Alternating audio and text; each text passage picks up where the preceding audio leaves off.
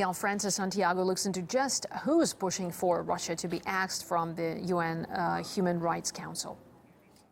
How did we come to this? A global coalition of Western-backed and funded NGOs has called for Russia to be thrown out of the UN Human Rights Council. Now, I'm talking about organizations like the Human Rights Watch, which has a revolving door policy between Washington and itself, and has been historically accused of being too close to U.S. government to criticize its foreign policy.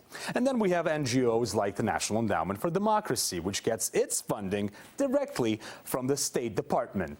Now that's totally impartial, isn't it? So the voting's on Friday. The General Assembly is selecting new members for its human rights body, and this is from their website. The General Assembly takes into account the candidate states' contribution to the promotion and protection of human rights, as well as their voluntary pledges and commitments in this regard. So who's going to be there? Oh, look. Saudi Arabia might be representing its region. By the way, it also headed a key panel within the council last year, something human rights organizations weren't too happy about. Okay, so how is it going with promotion and protection of human rights in Saudi Arabia? Public beheadings? Sure, just like ISIS. Execution for freedom of expression? Check. Crucifixion? Check, check. Sometimes the sentence is a bit lighter, like 1,000 little lashes, but who cares, right? Fine, that's the kingdom's internal affairs. Let's not meddle. But what about foreign policy? Riyadh is carrying out a campaign in Yemen, and no, it's not humanitarian. They're killing people, thousands of them. Hundreds are children.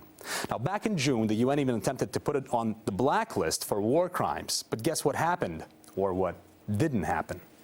This was one of the most painful and difficult decisions I have had to make.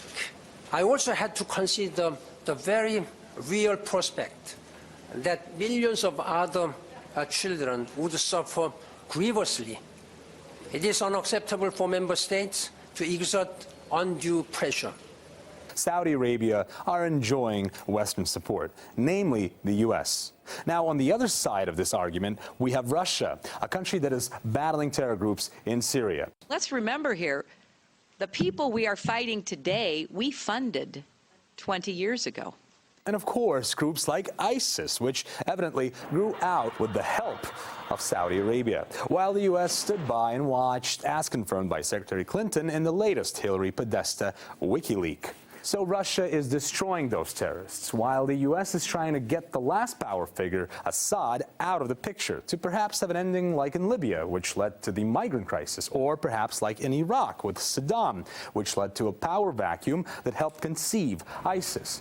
So you see, I think, in my humble opinion, Russia doesn't want this sort of order out of chaos. But unfortunately, for whatever reason, the West clearly wants just that. I'm Miguel Francis Santiago, over and out.